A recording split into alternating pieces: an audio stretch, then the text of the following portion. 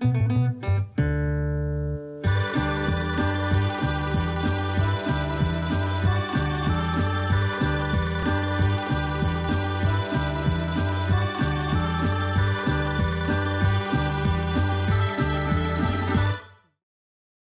really happy to be part of the meeting of the Asian Farmers Forum, which is happening right now.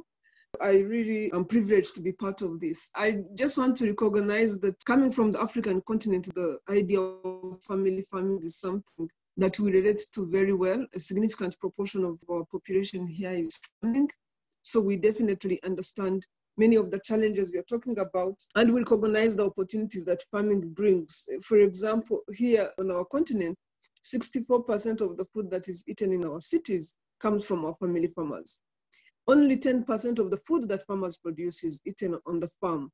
90% is eaten somewhere else. So our farmers are ensuring our food, they're ensuring our nutrition, and they are part of ensuring that we get fed, but they're also contributing significantly to SDGs. So I just wanted really to make sure that we very much understand the place and role of our farmers as we go into this work. The Asian farmers as well have a significant share of their contribution to our food systems, but are also having challenges like the previous speaker just said. Many of the challenges have to do with land. Many of the challenges have to do with access to technologies and all the things we know that we need to be addressing. The Food Systems Summit recognizes all this, but also recognizes the opportunity that is built in the UN Decade for Family Farming. And I wanted to link the UN Decade for Family Farming with the work we are doing in the Food Systems Summit, where we see the opportunity to ensure that all the farmers platform find their voice and the opportunity to engage in the Food Systems Summit. So as you would know, Esther, who is your Secretary General, is a member of our advisory committee. Elizabeth, who is the chair of the Pan-African Farmers Forum, is a member of our advisory committee, and a number of others, whether it is Ajay in India, Ismail here on the African continent, and all the way to Tio Diego, who is the president of the World Farmers Association. We are trying to make sure that we find these are champions in the summit. We are trying to make sure that we create opportunity and room for you all to be able to engage.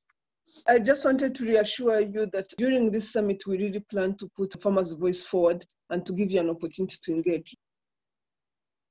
The summit gives us an opportunity also to respond to a number of challenges. It gives us an opportunity to be part of the Decade of Action.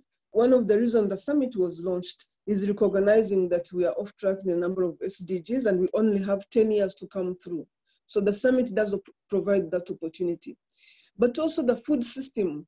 Our food system, many of the people say some of the challenges we have associated with our food system because it's contributing to climate change, it's contributing to biodiversity loss, but it's also a solution. And from a farmer's perspective, I completely relate to that. It is a solution to many of the problems we have. And our farmers, through farming and doing it well, provide an opportunity for us to be able to answer the issue that the Secretary General raised and the opportunity he saw in farming when he says we can actually build back better. We can use our food system to build back better. And I wanted to emphasize that point. The summit will focus on 5 objectives, which we see as the key challenges of our food systems. It will focus on ensuring access to safe and nutritious food, which is part of what you, from a farmer's perspective, would all be concerned about. You want to make sure that your children have safe food. You want to make sure that they have nutritious food, but you're also part of ensuring that the world has access to that. We also will focus on shifting to sustainable consumption. This part recognizes that the way we produce food is part of the problem, that the food we eat does actually sometimes present challenges. The way it is processed, the way it is consumed does present challenges. So really ensuring that we are working on consumption, but also on waste is part of what the Food Systems Summit will look at. Then we talk about boosting nature positive production, which recognizes that the way we produce food does contribute to emissions, does contribute to climate change to some extent. So it's important that we think of ways of producing food that reduces our ability to contribute to climate change. So this number 3 recognizes that we can actually be part of solving the problem of contributing to climate change. Number 4 recognizes that we have a lot of challenges within our systems. We have a lot of vulnerabilities. We don't have enough jobs. We have a lot of young people that need jobs. We need to raise incomes and ensure that there's better inclusion, that we are reaching all the people that need to be reached, that we are improving equitable livelihoods. And number 5 recognizes that in the face of climate change, we do need to build more resilience. We do need to ensure that the shocks and stresses we are facing are not impacting the weakest among us the most, but also that our systems are a little bit more resilient than they have been. So these 5 objectives really will be the focus of the summit in what is called action tracks. So the next slide really looks at what would we be looking to achieve in the summit? What are we looking to do? The summit does recognize that you all have negotiated so many agreements. We have CFS, which is our leader in all these negotiations, which is putting out very great negotiated ground out there. We have the SDGs that have already been negotiated and the documents that are out there, pieces of work that we need to come through on. So we are not looking to negotiate new ground with this summit.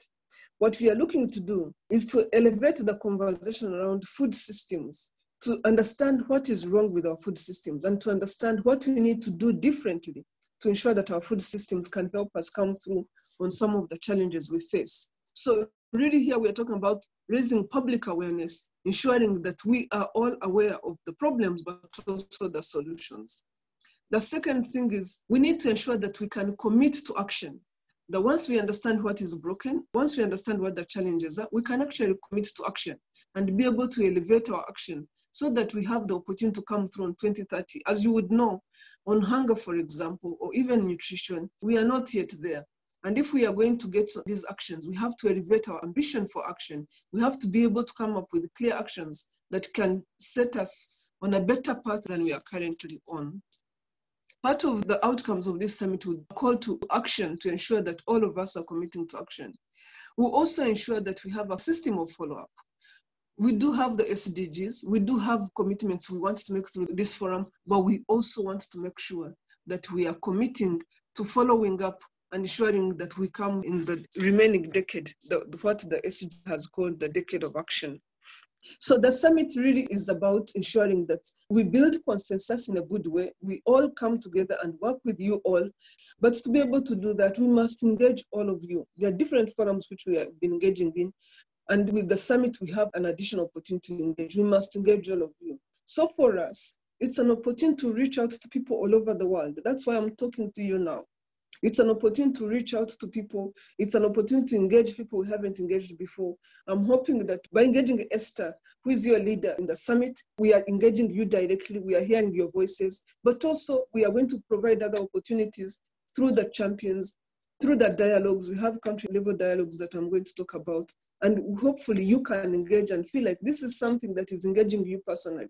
So the summit has to reach out to as many people as we can, hear the challenges here, but also hear the opportunities and think through together how we can go forward.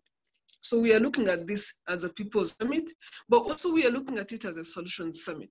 A summit that really focuses on helping us get the solutions to the challenges we are living with and get that solution that will allow us to transition our food system from the current food system, which has a number of challenges, to a future food system, to a new food system that really tries to deal with some of those challenges and recognizes that we have to live alongside our planet. We need our planet to be able to live.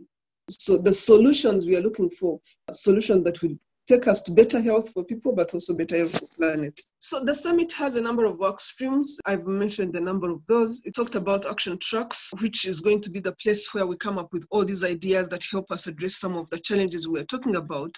But also it has a scientific group that is looking at the evidence that is needed for us to be very comfortable and very sure that where we are going is where we should go. So what we should be doing really need to be anchored in evidence. The summit also has dialogues. These dialogues are going to happen at country level.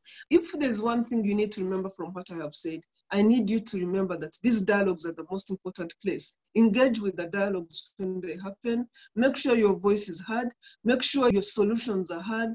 And make sure you bring everybody into these dialogues. We are launching a global campaign next week, starting with the World Food Week. And that campaign is to ensure that in every country, we have a dialogue. In every country, we engage each and every one of you. So the opportunity here is for you to engage, and make sure that when this food system summit does happen, it actually does represent your views, your challenges, and the opportunities that you see as we go into the summit, your hopes and dreams. So please, if there was one thing you would do as a farmer, as a farming community, engage in the dialogues and make sure that they represent your views and ideas.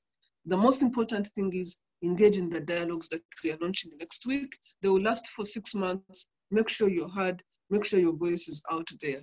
Thank you so much for inviting me. Thank you. Mabuhay ang pamilyang magsasaka.